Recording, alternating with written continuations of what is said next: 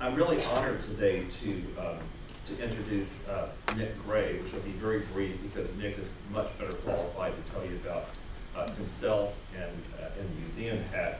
Let me just say that Nick describes himself as a renegade museum tour guide, and you just gotta love anybody with that label. He's the founder of Museum Hack, which is a company whose mission is to get people excited about great museums around the world. As I understand Museum Hack, it's a company that takes people who don't care much for museums and makes them into people who love museums. So I can't think of anybody we'd rather have to speak to us today. He has lots to teach us, and I think I'll let him do that. I will finish though just by saying that their tagline at the bottom of every email says, "In museums we trust," and I really like that. I really like that phrase. Nick, thank you for coming down from New York today, and we're looking forward to hearing from you. Thanks.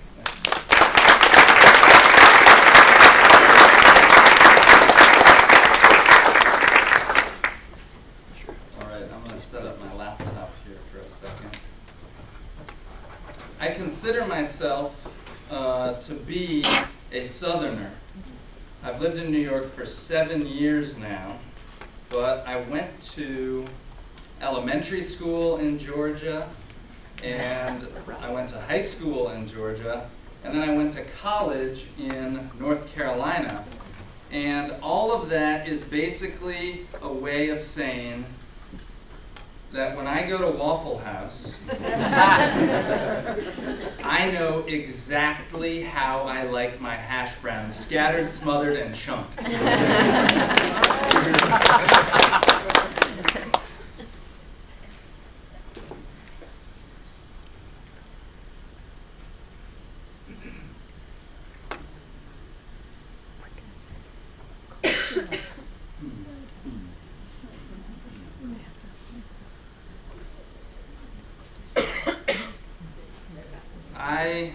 The slide's going to be blank. It's supposed to be blank. Yeah, it's good. It's good. I got everything online.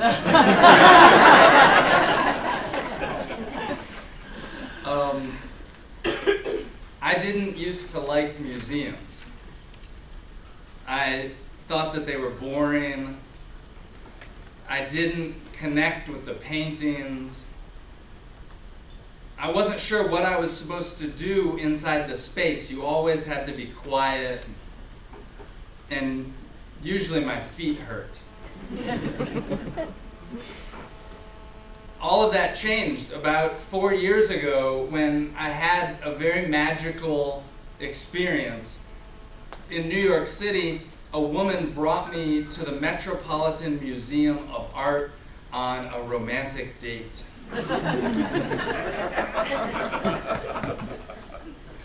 This is the Metropolitan Museum of Art. I'm sure you've all heard about it. A lot of you have probably been there. This is the most popular museum in New York City. It's actually the most popular museum in all of North America. It gets more than 6 million visitors per year. It takes up about 13 acres of Central Park. In square footage, it's like 49 football fields. So it's ginormous. And that big sense of intimidation is why, to me and my friends, this place was just a tourist attraction. Right? Like, this was the type of place that you went when your parents were in town. It's not a place that I had a relationship to. I'd been there once before, but when she invited me to go, I said, okay, let's go. It was a Saturday night in the middle of December. The Mets opened late on Friday and Saturday nights. And we went, and it was snowy outside that night. It looked something like this. And as we walked around the museum, she began to give me a tour, showing me things that she liked, that she was excited about. I saw paintings, I saw sculpture, Egyptian artifacts, and furniture. And something special happened. I don't know if it was the very nice mood lighting at the museum, or whether it was the snow coming down outside in Central Park, or maybe it was just having a very attractive woman talk to me. But that night I fell in love with the museum. Her tour that she did unlocked within me a sense of curiosity about history that I never knew that I had. And I became obsessed with this museum. I started going there every single weekend. During the daytime, I sold electronic equipment used in small planes. I come from a marketing and a business background. So we made that map that shows you like where the plane is flying across the country.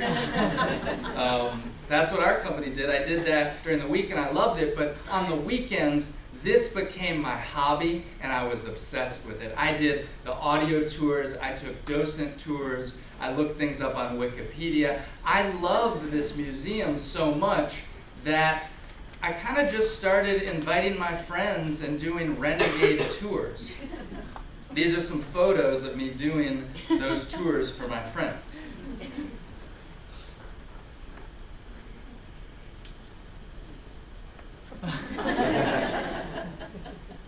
Now, I was a business major in school. I've never taken an art history class. These were not sophisticated museum tours. They were basically like 10 cool things I found and 3 things I want to steal.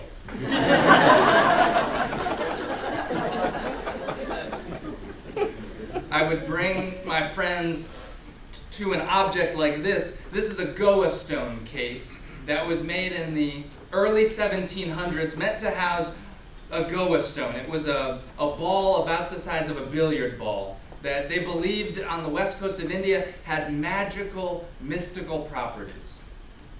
The ball that would have been housed inside of this case, they thought that you could drop it into a well and it would cure the plague for 100 miles around. They thought that you could take a Goa stone and shave off a piece of it, put it in a cup of tea, and it would cure any type of poison. It would have been worth way more than its weight in gold, way more than this solid gold case. On my tours, my friends and I would rush up to the glass and we would press our faces right up to it.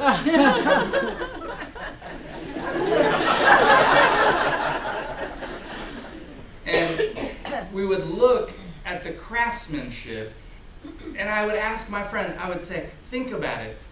What would you put inside of this if you stole it?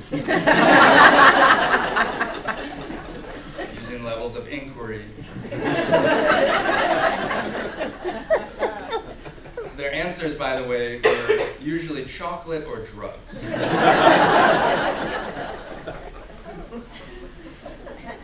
So those were my tours. I started doing them every single weekend for fun, for free for my friends, small groups of people. My friends would, they would tell their friends and they would share photos on Facebook. Here's one of the photos of people.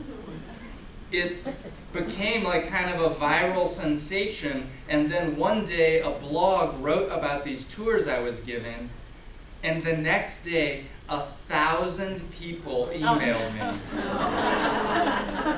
wanting to join the tour. It was actually like 1,400. It was a ton. And I knew that it was becoming more than me. I had to recruit my friends to come and help me out, to share this passion that I had. It was becoming a very full-time hobby. And I'm happy to say that about 2.5 years ago, I quit my job and have been focused every day since then on building a business to reimagine the adult museum experience. The name of my business is Museum Hack, and I'm interested in those people who are not coming to museums.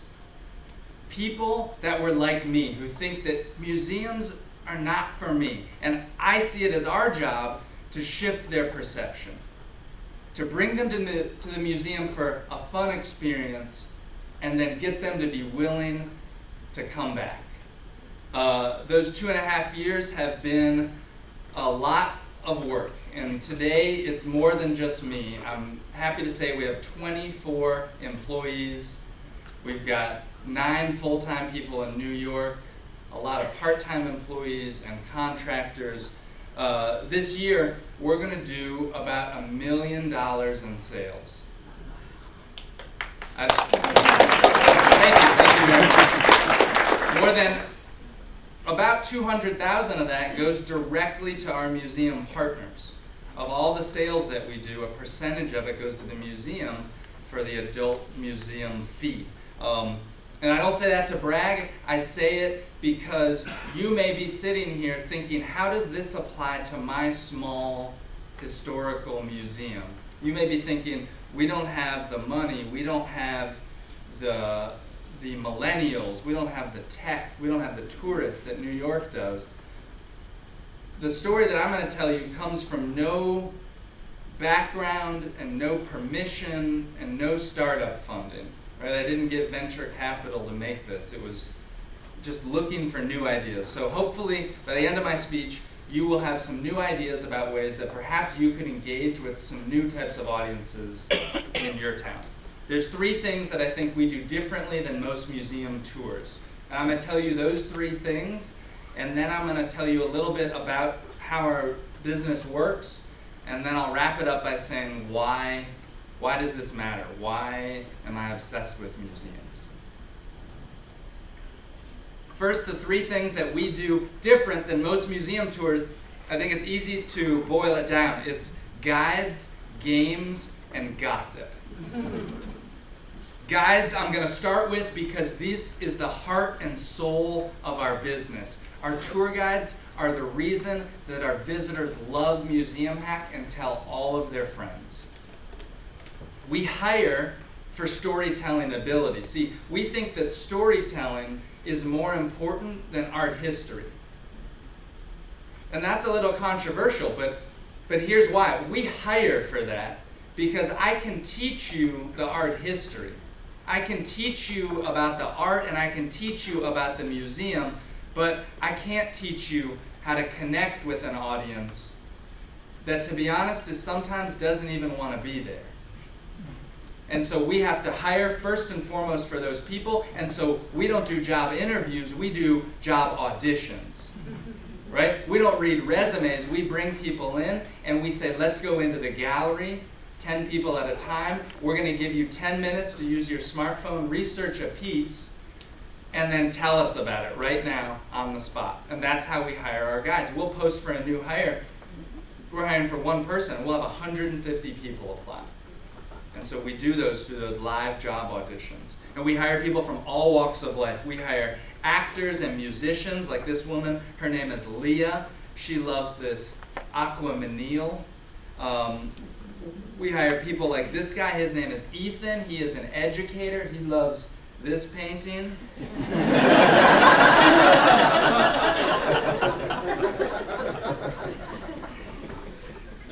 What I want to express is that we bring people to talk to our museum visitors from all walks of life, whether they're scientists or musicians or artists or theater professionals, and we let them design their own tours. There's no custom route on any Museum Hack tour. Each one is different. The guide gets to write it because they have to speak from passion. And we think that our visitors can pick up on that very quickly. If somebody's talking about something that they're excited about, then you can feel that, and that's contagious in a museum. And so all of our guides write their own tours, their own scripts, and they move very fast. They have a lot of things that they like to show, and so they have to incorporate some games. All our tours tend to move very fast. Usually they're 2 to 3 times as fast as a typical museum tour. Most museum tours, maybe you see 5 to 6 pieces an hour. On a Museum Hack tour, you'll see 10, 15, sometimes 20 objects. They move so fast that all the tours begin with a huddle. We actually ask the visitors, we say, listen, there's so many things I have to show you on the tour today. everybody circle up and put your hands in the middle. We say, we're going to move fast today, and we're going to operate as a team, and so we're going to start with a little cheer to begin. And so we say, we're going to go down on mu, up on zeum. And I'm not joking. This is how every single museum hack tour begins. They go, museum. And then they begin the tour. See, we're not selling a museum tour. We're providing our customers a museum adventure. Right? We're going after this ADD generation that's like me, is on our phones every 2 minutes, and we have to compete with that. Have you ever brought friends to your museum, and after the first 15 or 20 minutes, instead of seeing them like inspired and engaged, as the time goes on, they start to like maybe slip in a yawn that they hide from you, or they feel a little bit tired? That's a real thing that you know about. It's called gallery fatigue. And during our tours, we've developed a lot of activities that we call fatigue fighting exercises to combat that. We'll do yoga in the contemporary wing. Right? We'll do shots of espresso halfway through. We'll pass out candy in the elevators. We'll do squats in the stairwells. We'll do anything we need to keep it engaged and fast-paced, because that's what a successful museum adventure is for our visitors. We love to take pictures on our tours. We encourage people to take selfies. The reason we love to take photos, by the way, is, let's be honest, you look awesome in a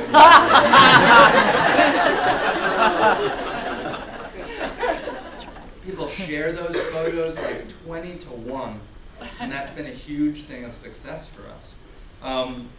My favorite thing that we do, though, on the tours is the gossip. And when I say gossip, what I mean is the juicy facts and the backstories behind the art. Because we have a lot of different types of visitors who come on a museum hack tour, but probably my favorite demographic is a group that we lovingly refer to as finance bros.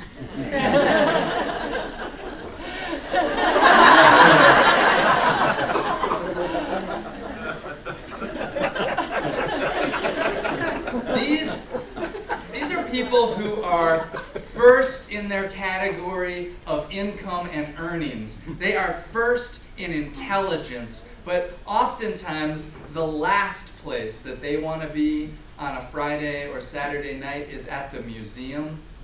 They get dragged to us on a date or on a corporate event. And so we customize the tours. When they come into the museum, we identify them.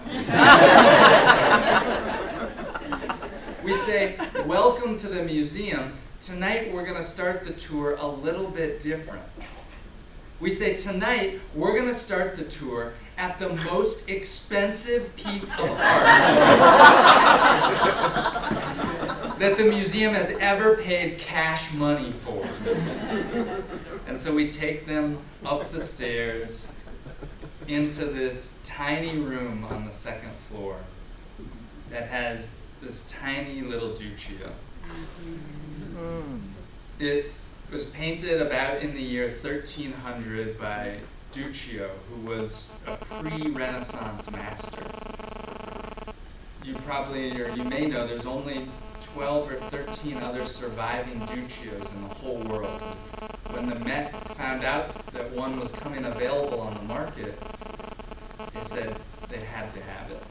The year was 2004, and they paid over $45 million. That's more than $1 million per square inch. We take our visitors to this piece and we talk about what it means to be a pre-Renaissance master. What does Byzantine mean? What does the color of Mary's cloak mean? We have them look at the interaction between Mary and Jesus, how baby Jesus is brushing her veil aside, and Mary is looking down at Jesus with his peanut-shaped head.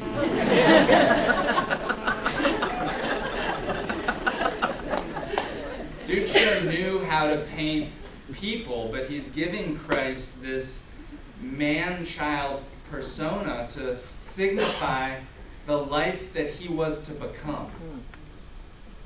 We know that we're successful in talking about this object when at the end of it they say, "That was interesting. What else do you have here that's expensive?"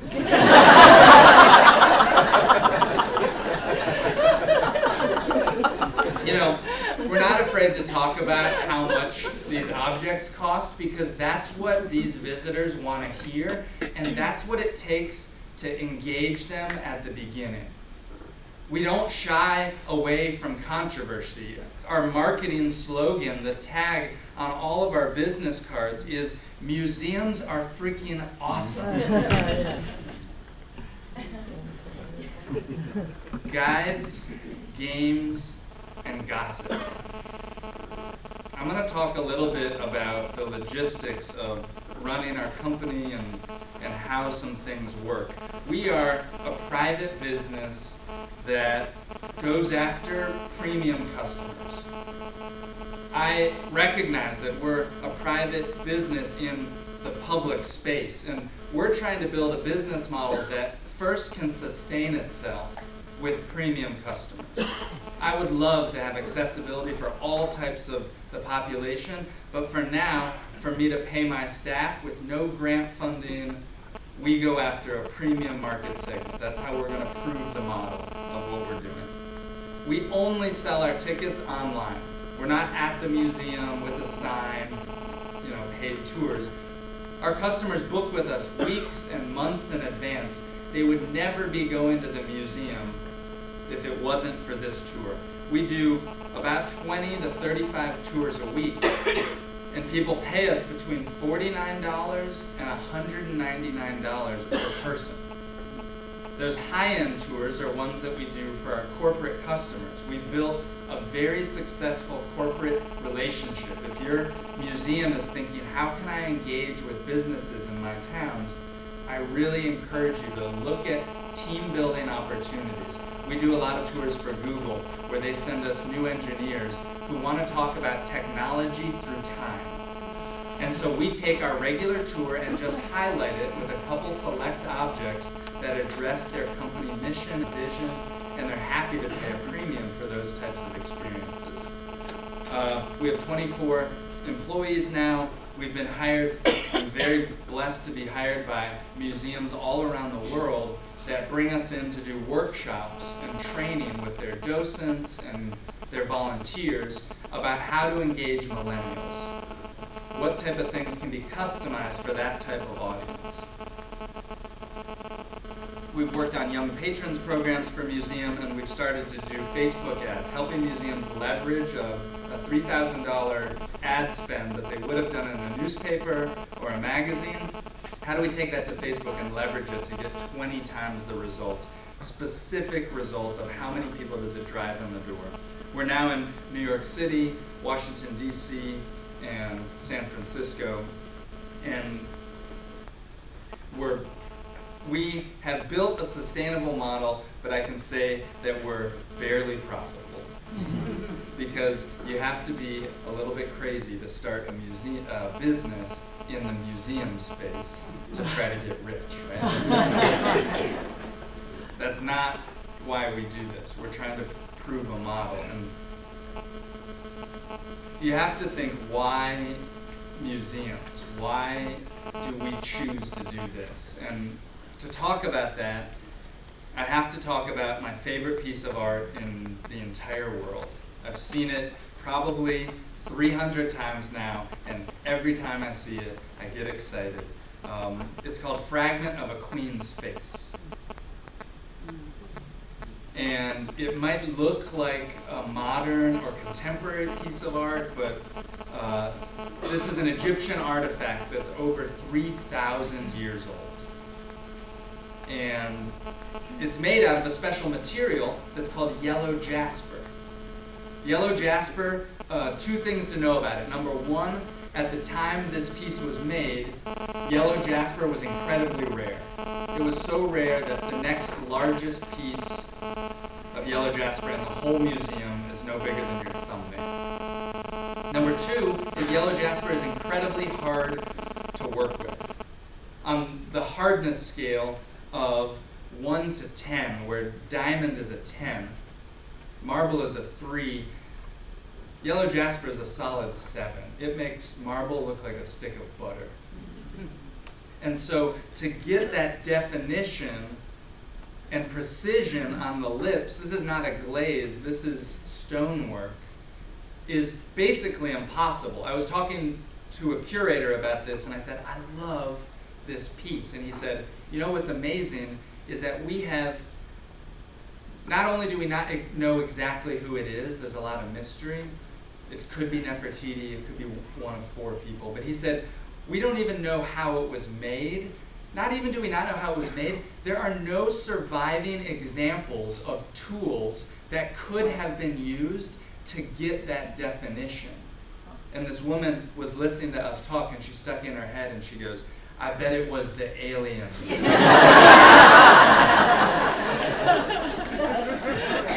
She did not work at the museum. There's a lot of mystery about this piece, and I just think if the lips looked like this, could you imagine what the rest of it looked like? She may have been presented to the pharaoh wearing a Nubian wig and a dress entirely out of feathers. Her hands and feet would have been yellow jasper. I get butterflies thinking about it, and I think that that's what a great piece of art is. 3,000 years ago, I couldn't talk to an Egyptian. I don't know the language, I can't read hieroglyphics, but today I can see this and I can feel something. And I think that that's what a great piece of art is. A great piece of art can communicate through time. The greatest compliment that I've ever got from somebody who came on a tour, it was a music video director from Los Angeles. He said, I would have never been at this museum. I've been here for 2 hours now and I've seen all these things. He said, I've seen these objects that are 100, that are 500, that are 1,000 years old. He said, I've seen these things that are 100, that are 500, that are 1,000 years old, that have withstood the test of time, and then I look at my own work and what I'm doing. And I wonder if that will stand the test of time. And he said, coming to this museum has made me want to be a better creator. That's why we do what we do. My name is Nick Gray. The name of my company is Museum Hack. We think that museums are freaking awesome. Thank you very much.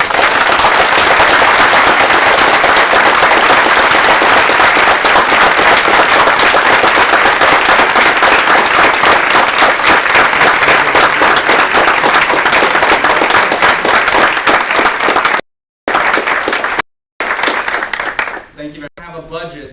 Email. I love to share the advice for you. You don't have to be shy about that. So if you have any questions, I'd love to hear them. And we have about 4 or 5 minutes. Museum. I mean, how did the Bastille curators? Yeah. Started out when I did my friends, where the group services all to register when you have groups. I'll have a group of 9 next week. We now go through the group office, and we're legit at the museum. We know all the rules. That we don't break rules. We break, and that could mean, you know, doing a shot of espresso midway through the tour. And so we book through these museums that we do regular tours at through their group services office and pay the full adult fare and send them all our reservations. The curators, by the way, love us because they tell us these great stories and we explain those stories with passion, and then they see the visitors come back and tell their friends those stories. And at first, the first time we meet with them, they kind of like have their arms crossed, but when they see that we're genuinely excited about this, those stories are meant to be shared, right? Awesome.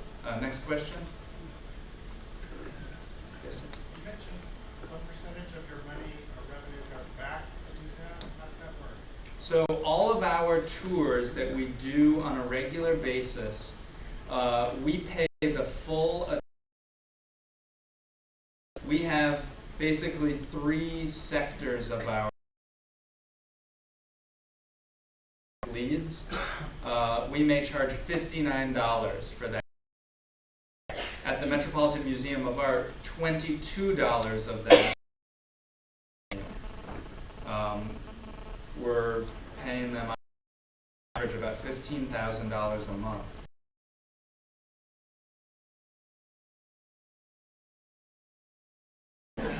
Yep.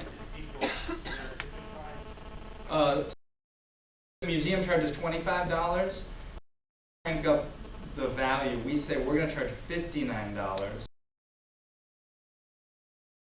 Premium experience on top of the typical museum visit.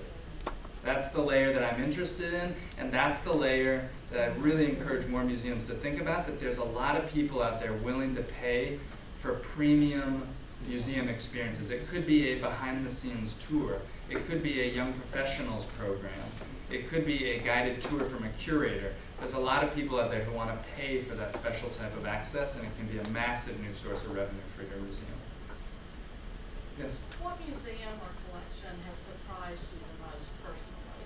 That you might have had one conception going in, and then that was reimagined when you came out? No joke, last night blew my mind. Not kidding, if you follow me on Snapchat, I love Snapchat.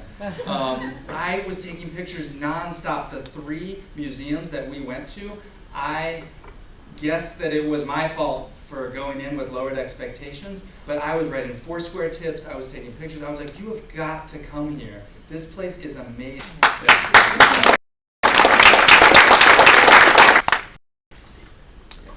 You said that you've worked with courses. Doing docent training. It's so Museum Hack is doing to reach a whole new. Yes. So are you asking this question because you're like, that sounds like a lot? Once they've done it a lot. And so when we work with these small business partners and that pay those premiums,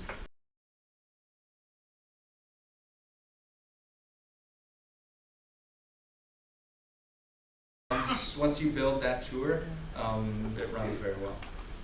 Yeah. You do walk.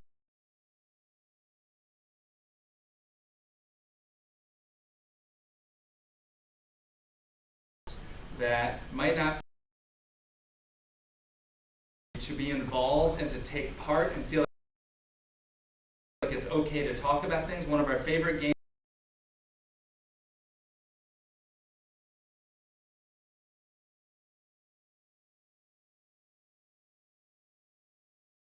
you want it but sort of secretly, and you don't just need it, so you're going to steal it.